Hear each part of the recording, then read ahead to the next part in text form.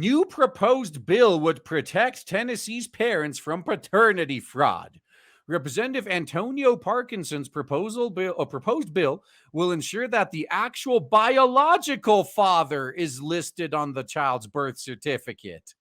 Yeah, and this for those of you who've been following red pill content for a while, this has been a problem that guys have been pointing out for decades now. That like literally anyone the woman names will be put as the child's father. They don't bother verifying. They don't even ask the guy. They don't do a DNA test. It's just whoever the woman chooses to declare as the father gets put on the birth certificate. And here's where the BS comes in. You as a guy, you have a very short window of time. I think it's only a few months to contest that and get your name off the birth certificate, which is kind of hard to do if nobody tells you, which is what happens. So some woman can just declare you as the father. You never get informed that this happened.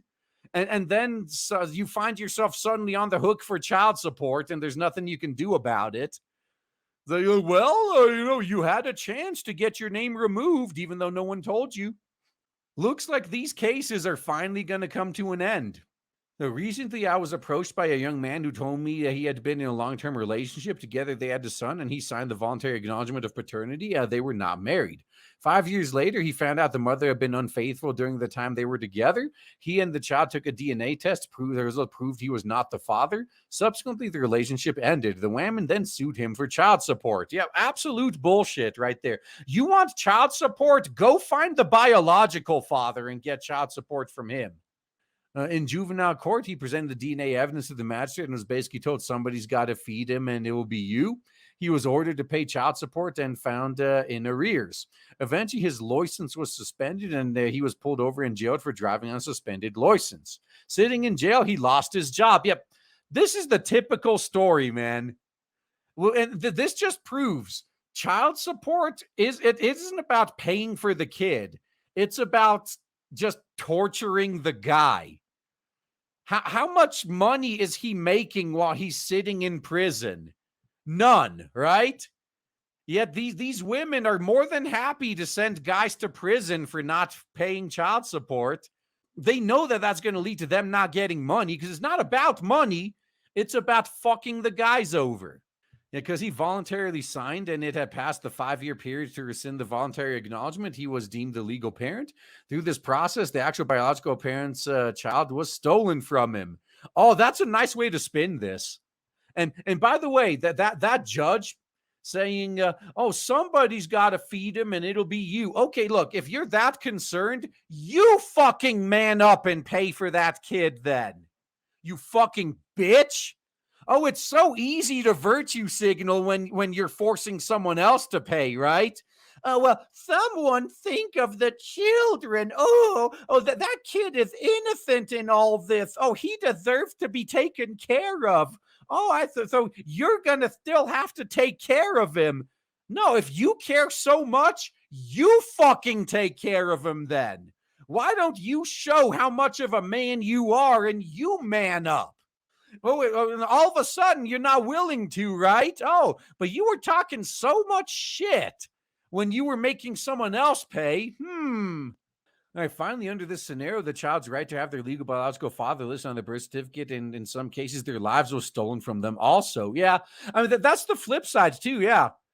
I'm sure there's a lot of guys out there that don't even know they have kids and would like to be there for their kids. But their ex would rather, trick some richer guy into thinking it's their kids. Yeah, it's very common, man. So multiple reports state that 1/3 of the signatures on birth certificates from unmarried couples do not reflect the biological father's name. Oh, spoiler alert, it's true for married couples too. So under House Bill 2698, Senate Bill 1777, unwed fathers could still voluntarily sign. But in order for the birth certificate to be officially validated, the signer must provide the results of a DNA test to vital records. Thank you. Why has this not been the norm from the start? Actually, that's a rhetorical question. We know why. Because the family courts are in on the grift. They skim money off the top. So this will ensure that the actual biological father is listed on the birth certificate of the child. The Tennessee Department of Human Services, who oversees the child support program, is fighting vigorously to kill the bill. Why is that? Why? Because the department fears any changes in their enforcement rules could possibly jeopardize the $52 million in funding it receives from the federal government for its child support enforcement programs. Yeah, you think they might have some ulterior motives here? In addition, the DHS could potentially receive millions more for reaching a quota of 90% acknowledgement of births, with yet another bonus out there for exceeding the quota. Is there any possible corruption or conflicts of interest here? Nah, it's a totally fair system. I don't know why all these guys are complaining. All right, so there's possibly a huge financial motivation to turn a blind eye to individuals blindly signing the VAP form. The DHS program actually aids paternity fraud by allowing unsuspecting putative fathers to blindly sign a birth certificate without DNA proof of actual biological fatherhood. Yeah, it's by design. They're using you to milk money.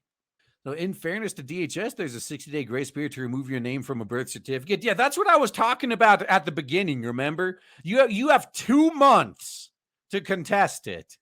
But if she just declared you the father and no one told you, sorry, you're stuck with it.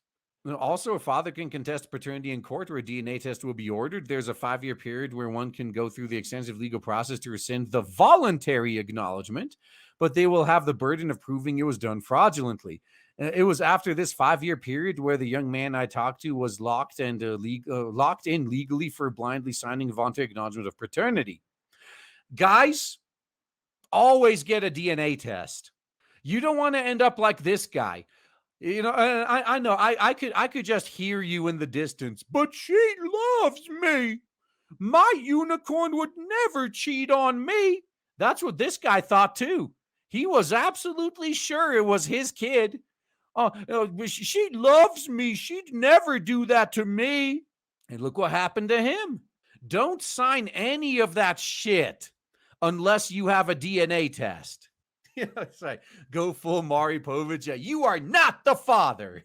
Now, all of this can be remedied by simply requiring a DNA test on the front end to alleviate any challenges and potential emotional scarring for the child.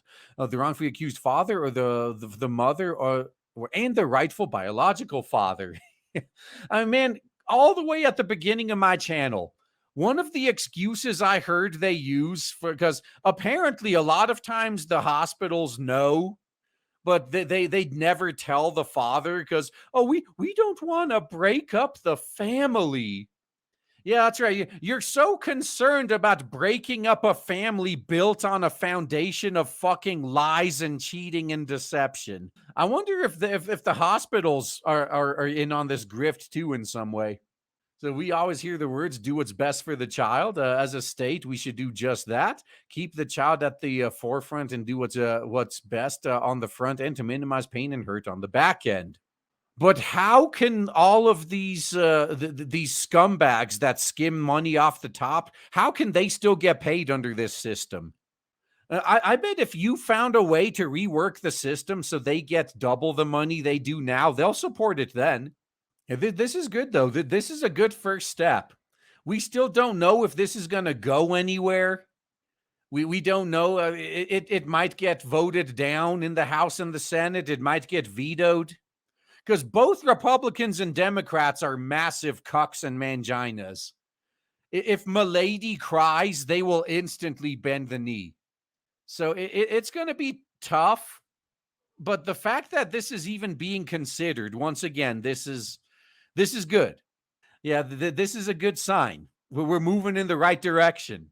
And this is the direction we need to move into, by the way, if there's any hope for men going back to the dating game. I've always maintained women aren't even the problem. It's the legal system. Until the legal system that keeps allowing things like this to happen, until it gets fixed, guys are not coming back. You're on your own. Hope that works out for you.